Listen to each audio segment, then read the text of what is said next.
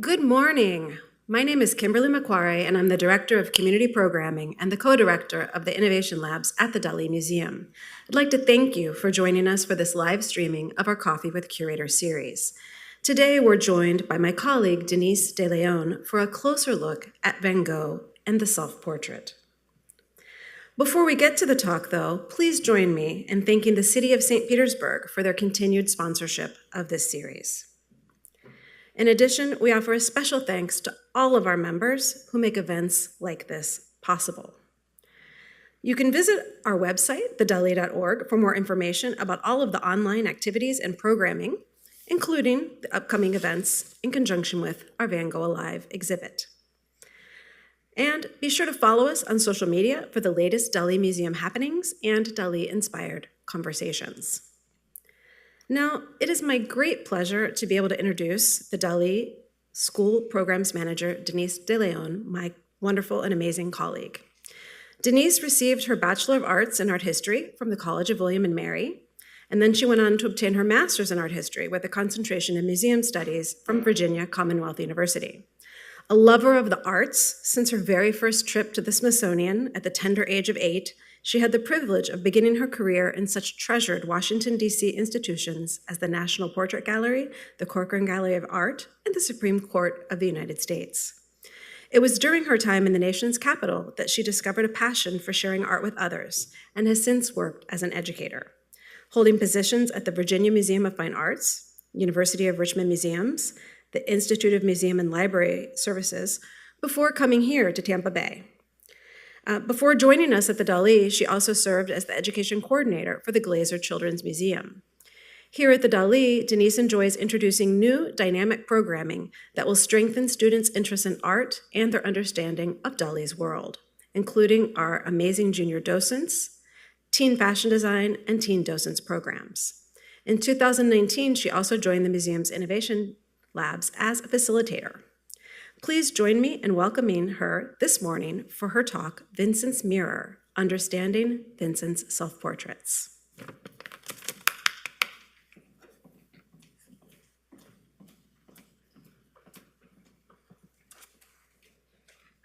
All right, good morning, everyone. So let's dive right in. I'd like to start today's talk by defining our terms, about what a self-portrait is. It's defined as a portrait of oneself done by oneself. And here we actually have my favorite self-portrait that is in existence that was done by my 3-year-old son, Gabriel. Self-portraiture has multiple functions. It can serve as a signature or advertisement of artistic skills. It can be an outlet for experimentation of techniques or expression. And it can also serve as a way of doing some self-examination or have an autobiographical, nature for the artist. There are certain conventions within self-portraiture, and we're going to touch on those before we dive into Van Gogh's self-portraits. The first one I'd like to introduce everyone to is Artist at Work. Here we have Judith Leister. This self-portrait is circa 1630. And as the convention name states, it's showing the artist at the easel, mid-work. She has no less than 16 brushes actually in her hand, and you can see the paint on her palette. Though what tells us a little bit about how this might be a more posed and less spontaneous self-portrait is the fact that she is wearing a very fancy dress and this beautiful lace collar, which really show that she had some foresight in thinking about how she was going to present herself. As a female artist in the 1600s, it would have been very important to Judith Leister to very much showcase her talents and her ability. The next convention that I want to introduce everybody to is what I mentioned earlier about experimentation, self-examination, and expression. And here we have a painting by Caravaggio and a sketch done by Rembrandt. And Rembrandt especially had a lot of fun playing with some really playful expressions and sketching them out as he was experimenting with new techniques and new poses. Caravaggio really used his paintings in more of a self-examination kind of way. For a really juicy artist life, I would recommend you look into Caravaggio a little bit further, and I would say that his work also has a bit of that autobiographical nature to it. So now that we've talked a little bit about these conventions, let's move on to actually talking about Van Gogh's self-portraits. There is only one known photograph of Van Gogh, which is pictured here. He was 19 years old when it was taken. And there are about 35 known self-portraits. Today we won't be discussing all 35 just because of the sake of time, but we will be touching on his more active years, and those stretch over the 4 periods that are also listed here.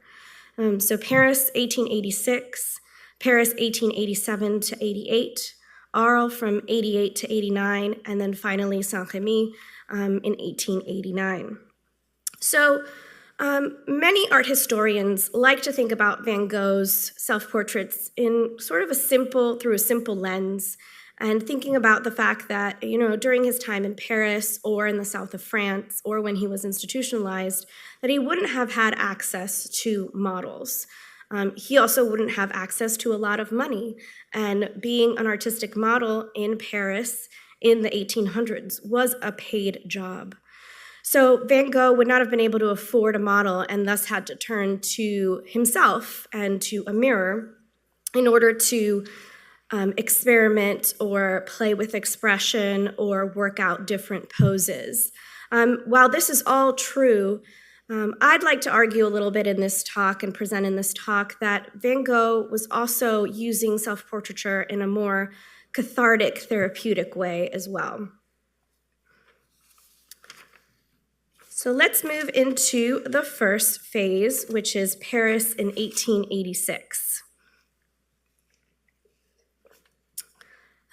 Van Gogh becomes a painter very late in life. He is 27 years old at the time that he decides that he wants to be a painter. He spent most of his 20s, like many of us do, trying to figure out what we want to do with our lives. He was everything from a preacher to a teacher to an art dealer. But finally, he settled on painting and was very passionate about making this work. He arrives in Paris, pardon me. He arrives in Paris preferring a very dark and muted palette. The potato eaters of 1885, excuse me, really reflect this dark palette and is emblematic of the style that he had upon arriving to Paris. Self-portrait as a painter is, in 1886, is the first self-portrait that he does while in Paris. And you can see that that muted palette is very much present. It very much follows the convention of an artist at the easel, an artist at work, showing him at his easel with his palette. And kind of, I was just discussing this right before the talk, the first inklings of how he's going to be using colors in the years to come. And those are presented in the paint swatches that you see on the palette. They're super saturated, unmixed, very bold.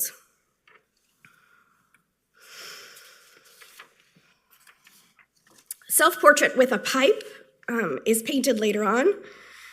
Here we're seeing Van Gogh more as the refined gentleman in an overcoat with a pipe in his hands. But we're also seeing a little bit of a change in the way he's using color. And that's influenced by his introduction to an artist named Monticelli, who passed away the year that Van Gogh arrived to Paris. Here we see Monticelli, a self-portrait that he painted, and we can really see how he used color and texture to build the shape of the face instead of line, and how he's really using color instead of shadow to really spotlight his facial features. And we can see by comparing the two next to each other, pardon me, how Van Gogh is also adopting that kind of highlight to his face. The next year in Paris, from 1887 to 1888, is a time of great experimentation and artistic growth for Van Gogh. He's definitely settled into Paris. He's made friends. He's working with fellow artists and taking classes. And we get a little bit of an inkling of what his life was like when we see this portrait that Toulouse-Lautrec painted of Van Gogh in 1887. Here Van Gogh is seated at a bar. He has a cup of absinthe in front of him, and we can kind of get a feel for the life that he was leading in Paris. This quote, I think, really emphasizes what this period is all about, which is experimentation. If I can manage to paint the coloration of my own head, which is not without presenting some difficulty, I'll surely be able to paint the heads of the other fellows and women as well. So here's the first self-portrait coming to us from 1887, and we're going to see a self-portrait from each season in 1887. He painted a total of 25 of his self-portraits while he was in Paris, so there's plenty more to check out online if you'd like to see a little bit more. So Self-Portrait Paris in spring 1887 is really showing an adoption of, pardon me, this impressionistic style, these short, rough brushstrokes. The background would have been painted purple to really make his hair and beard really pop. So the oranges and red would have really contrasted with that purple that has now faded. When we move into summer of 1887, we're seeing a more pastel look of Van Gogh. He's really into these blues and purples, so much to the point that he's actually changed his eye color from green to blue to really match that blue background. Fall of 1887, we're not seeing the gentleman in a coat and a felt hat anymore. We're seeing the country artist and a much more sketchy, summery, bright palette. In winter 1887, we are seeing a more fully realized Van Gogh style that we've all come to know and love, where we're seeing an influence from the pointillists in the fact that colors, complementary colors are placed next to each other and they are not mixed together. We're also seeing much shorter brush strokes and they form sort of this halo around his head. It's interesting to then look at all four of these next to each other.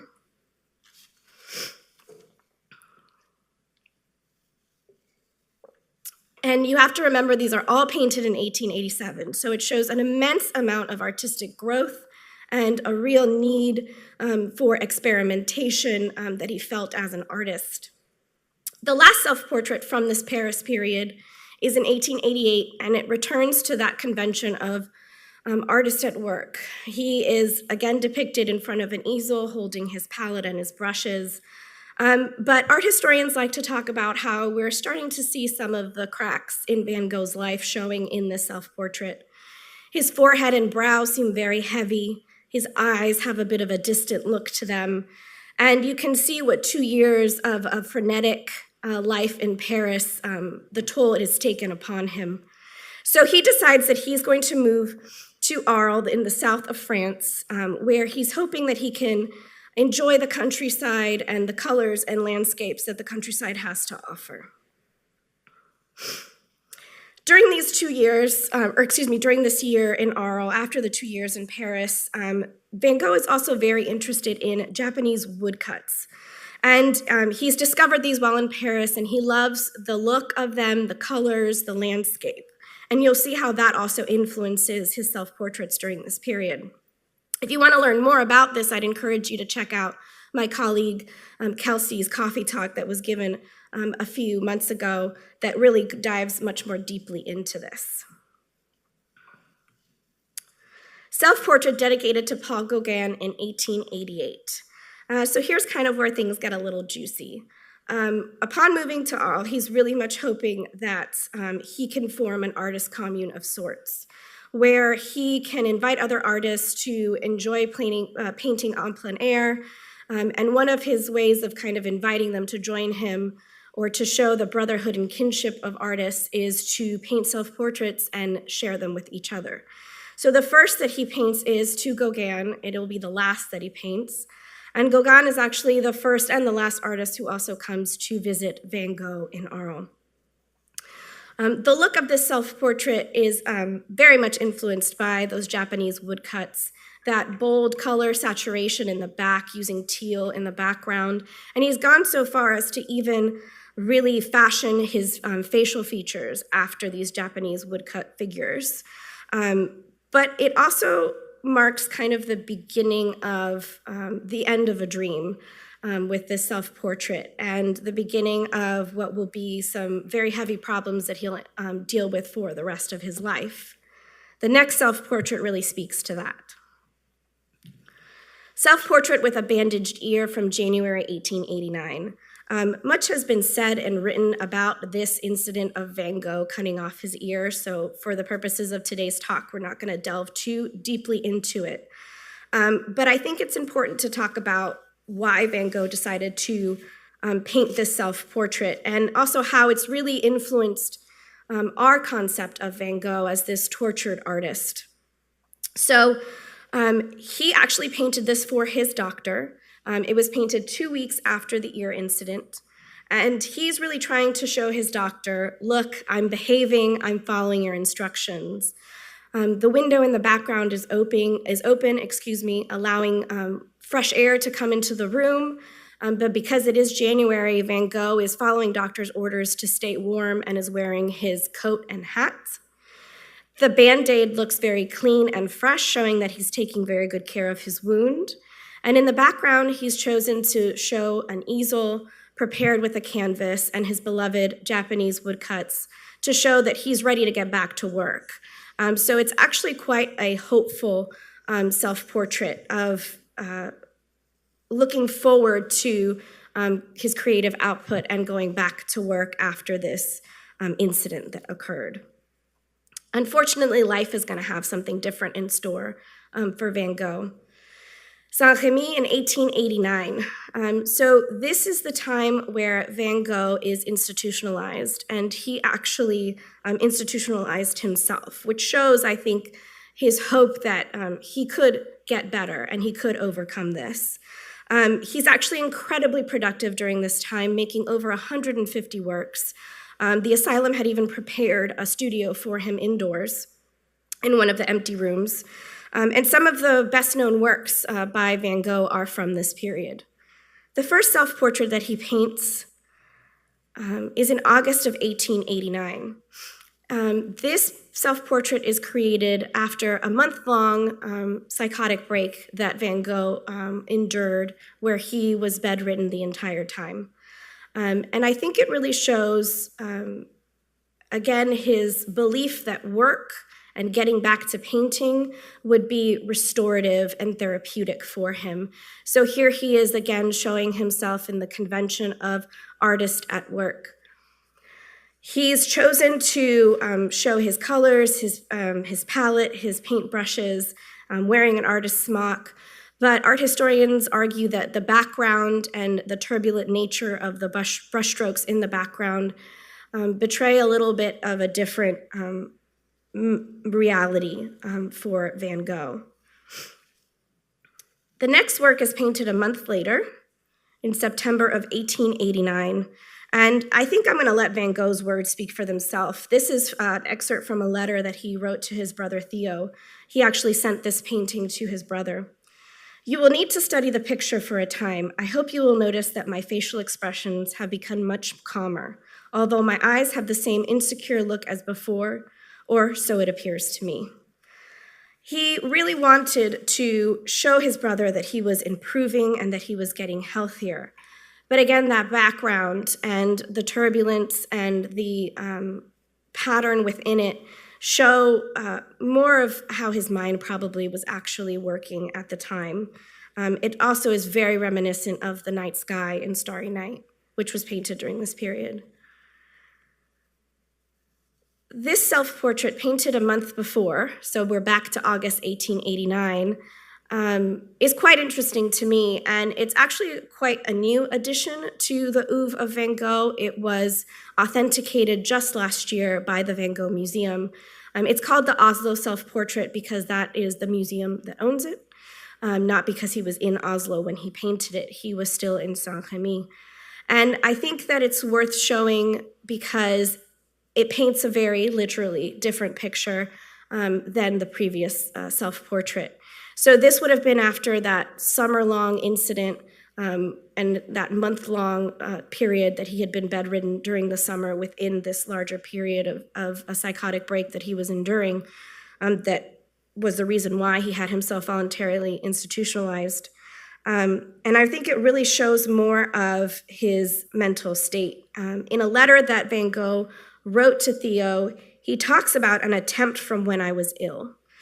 So it's also important to know that these self-portraits that we're talking about today weren't necessarily meant to be sold or shown in museums like they are today.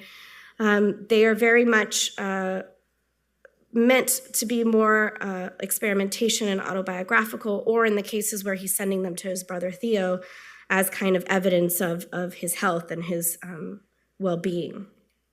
So when we take these two self-portraits painted a month apart and we compare them, we see just how striking the version from August is to the version from September, where the posture is different, the pose is different, the look in his eyes is very different, the color palette, those browns, yellows, and greens look very sickly in comparison to the bright blues and greens that we're seeing in the version from September. So comparing the two, I think, gives us an idea of what Van Gogh might have been thinking about himself. And maybe he painted the version in August to come to terms with literally what he was seeing in the mirror. And you can't help but see how hopeful he is by September, a month later, thinking that he's showing improvements and wanting to show his beloved brother that he was doing better. I kind of want to wrap up today by sharing another quote by Van Gogh.